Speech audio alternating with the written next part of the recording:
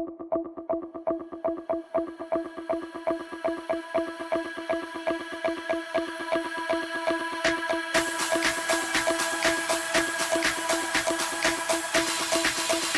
Friends, welcome to இனட்ட foods. இன்றைக்கி நம்ம பார்க்க போகிற ரெசிபி மட்டர் பன்னீர். வாங்க இந்த ரெசிபி எப்படி செய்யலான்னு பார்க்கலாம். ஒரு டேபிள் ஸ்பூன் பட்டர் விட்டுக்கோங்க. பட்டர் நல்லா உருகட்டும்.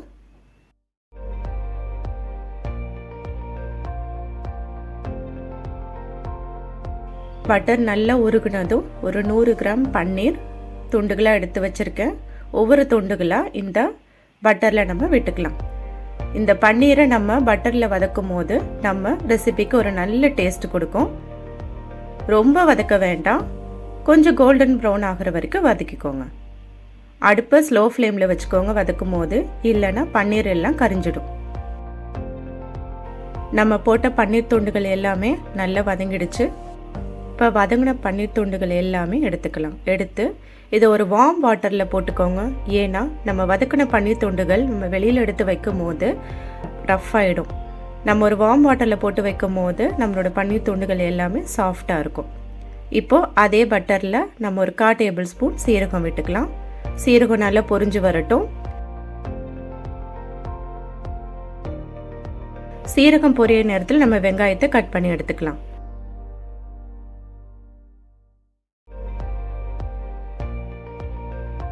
நான் 2 மீடியம் சைஸ் வெங்காயத்தை கட் பண்ணி எடுத்திருக்கேன். உங்களுக்கு வெங்காயம் பெருசாக இருந்ததுன்னா 1 போட்டுக்கோங்க. வெங்காயம் நல்லா வதங்கட்டும். நம்ம போட்டிருக்க அந்த பட்டர்லேயே வெங்காயத்தை வதக்கிக்கலாம். நல்லா வெங்காயம் வதங்கினதுக்கப்புறம் ஒரு தக்காளி எடுத்து போட்டுக்கலாம். மீடியம் சைஸ் தக்காளியாக இருந்தால் 2 விட்டுக்கோங்க. நம்ம போட்டிருக்க வெங்காயம் தக்காளி எல்லாம் நல்லா வதங்கி வரட்டும்.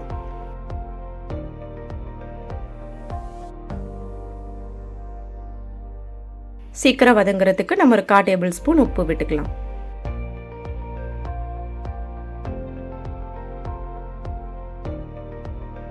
நம்ம போட்டிருக்க உப்பு கலவை எல்லாமே வெங்காயம் தக்காளி பேஸ்ட்ல இறங்குறதுக்கு வதக்கி விட்டுக்கலாம். இப்போ ஒரு டேபிள் ஸ்பூன் இஞ்சி பூண்டு விழுது போட்டுக்கோங்க. அடுப்பை எப்பொழுதுமே இஞ்சி பூண்டு பேஸ்ட் போடும்போது மீடியம் ஃப்ளேமில் வச்சுக்கோங்க, இல்லைன்னா கரிஞ்சிடும். நம்ம போட்டிருக்க வெங்காயம் தக்காளி இஞ்சி பூண்டு பேஸ்ட் எல்லாமே வதங்கி வரட்டும். நம்ம போட்டிருக்க கலவை எல்லாமே நல்ல சாஃப்ட் கன்சிஸ்டன்சியில் வரணும். நம்ம ஒரு லிட்டு போட்டு மூடிக்கலாம். ஒரு 5 நிமிஷம் நல்லா வதங்க விடுங்க. லிட்டு போட்டதுக்கப்புறம் அப்படியே விட்டுறாதீங்க. இடையில கொஞ்சம் ஓப்பன் பண்ணி கிளறி பாருங்க கன்சிஸ்டன்சி எப்படி இருக்குன்னு, இல்லைன்னா அடி பிடிச்சிரும். இப்போ நம்ம கலவை எல்லாமே வதங்கியிருக்கான்னு பார்க்கலாம். நல்லா வதங்கிடுச்சு. நம்ம இப்போ ஒரு பிளேட்டுக்கு டிரான்ஸ்ஃபர் பண்ணிடலாம். கொஞ்சம் ஆற விடலாம். நம்ம பிளேட்டுக்கு இப்போ ட்ரான்ஸ்ஃபர் பண்ணிவிட்டு நம்ம ஆற விடலாம். நல்லா ஆறினதுக்கப்புறம் நம்ம ஒரு மிக்ஸி ஜாரில் போட்டு அரைச்சி எடுத்துகிட்டு வந்துடலாம். கொஞ்சமாக தண்ணி விட்டு அரைச்சிக்கோங்க. நல்ல ஒரு பேஸ்ட் பதத்தில் வரணும். இப்போ அதே கடாயில் நான் ஒரு 2 டேபிள் ஸ்பூன் எண்ணெய் விடுறேன். அதில் 2 பட்டை 2 கிராம்பு 2 பிரியாணி இலை போடுறேன். எண்ணெய் நல்லா சூடானதுக்கப்புறம் போடுங்க. நல்லா வதக்கி விடுங்க. இப்போ நம்ம போட்டிருக்க ஸ்பைசஸ் எல்லாமே நல்லா வதங்கிருச்சு. இப்போ இந்த ஸ்டேஜில் நம்ம அரைச்சிட்டு வந்த இந்த தக்காளி வெங்காயம் இஞ்சி பூண்டு விழுது இருக்கு இல்லைங்களா, அதை போட்டுக்கோங்க. நல்ல ஒரு திக் பேஸ்ட் கன்சிஸ்டன்சியில் அரைச்சிக்கோங்க. இப்போ இந்த கலவையை நம்ம நல்ல எண்ணெயில் வதக்கி விட்டுக்கலாம்.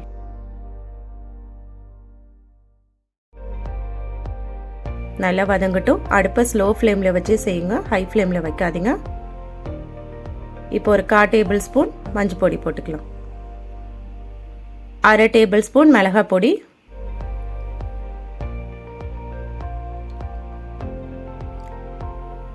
1/2 டேபிள் ஸ்பூன் காஷ்மீரி மிளகாய் பொடி போட்டுக்கோங்க. எதுக்கு காஷ்மீரி மிளகாய் பொடி போடுறோன்னா இந்த ரெசிபிக்கு நல்ல ஒரு கலர் கொடுக்கும். கலர் இருந்தால் தான் ரொம்ப பார்க்க நல்லா இருக்கும்.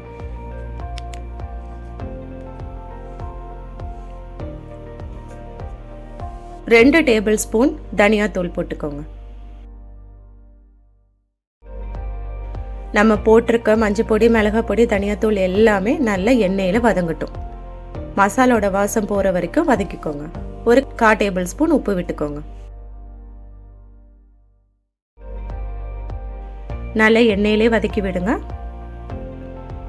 மசாலா எல்லாம் நல்ல எண்ணெயிலே வதங்கட்டும். நல்ல எண்ணெய் பிரிஞ்சு வந்ததுக்கப்புறம் ஒரு கப் தயிர் விட்டுக்கோங்க. ஒரு சின்ன கப் அளவு தயிர் விட்டுக்கோங்க. நம்ம இந்த ரெசிபிக்கு ஏன் தயிர் விடுறோம் அப்படின்னா, நம்மளோட ரெசிபி வந்து ஒரு சாஃப்ட் கன்சிஸ்டன்சியில் கிடைக்கும். நம்மளோட மசாலா எல்லாமே ஒரு சாஃப்ட் கன்சிஸ்டன்சியில் கிடைக்கும். அதுக்காக தான் தயிர் விட்டுக்கிறோம். தயிர் விட்டு ஒரு 2 நிமிஷம் வதக்குனதுக்கப்புறம் நம்ம எடுத்து வச்சிருக்க இந்த பச்சை பட்டாணியை நம்ம தண்ணியில் கழுவி போட்டுக்கலாம். நமக்கு பச்சை பட்டாணி இல்லைன்னா பிரச்சனை இல்லை. நமக்கு பச்சை பட்டாணி கிடைக்கலன்னா காஞ்ச பட்டாணியை ஓவர் நைட்டில் ஊற வச்சு குக்கரில் ஒரு விசில் விட்டு இந்த கலவையில் கலந்துக்கலாம்.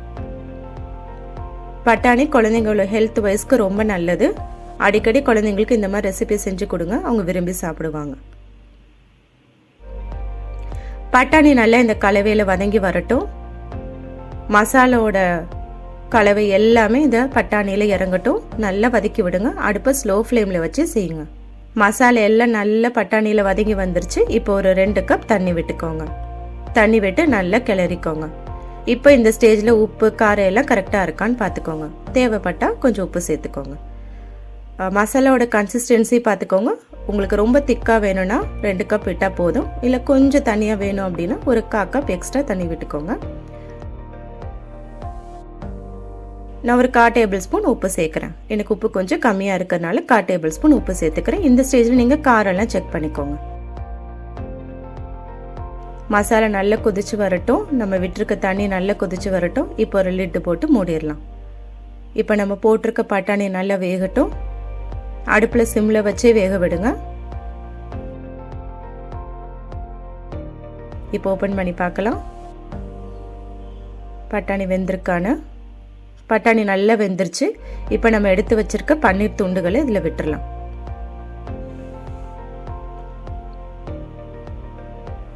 இப்போ ஒரு லிட்டு போட்டு மூடிடலாம். பன்னீரை ரொம்ப நேரம் வேக விடாதீங்க. ஒரு 5லேருந்து ஒரு 7 நிமிஷம் வரைக்கும் வேக விடுங்க. இல்லைன்னா பன்னீர் ரப்பர் மாதிரி ஆகிடும். இப்போ பன்னீர் போட்டு ஒரு 2 நிமிஷத்துக்கு அப்புறம் நம்ம கொஞ்சம் 1/4 டேபிள் ஸ்பூன் கரம் மசாலா சேர்த்துக்கலாம்.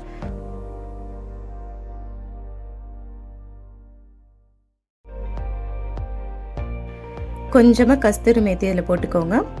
பன்னீர் ரெசிபிக்கு கஸ்தூரி மேத்தி போடும்போது அந்த ஒரிஜினல் ஃப்ளேவர் நமக்கு கிடைக்கும். ரெஸ்டாரண்ட் ஸ்டைலில் சாப்பிடுவோம் இல்லைங்களா, அந்த ஒரிஜினல் ஃப்ளேவர் நமக்கு கிடைக்கும். ஒரு 4-5 புதினா இலைகள் போட்டுக்கோங்க. நல்லா ஒரு மிக்ஸ் பண்ணி விட்டுக்கோங்க. இப்போ ஸ்லோ ஃப்ளேமில் வச்சு ஒரு 5 நிமிஷம் பன்னீரை வேக விடுங்க. நல்லா வெந்துருச்சு. ஒரு கைப்பிடி அளவுக்கு கொத்தமல்லி போட்டு ஸ்டவ்வை ஆஃப் பண்ணிடுங்க.